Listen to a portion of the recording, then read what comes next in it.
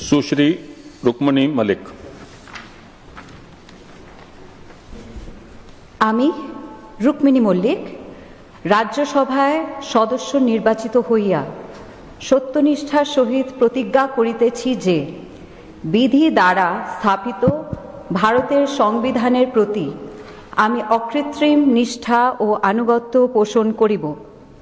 আমি ভারতের সার্বভৌমত্ব ও অখণ্ডতা রক্ষা করিব এবং যে কর্তব্য ভার আমি গ্রহণ করিতে উদ্যত হইয়াছি তাহা নিষ্ঠাপূর্বক নির্বাহ করিব।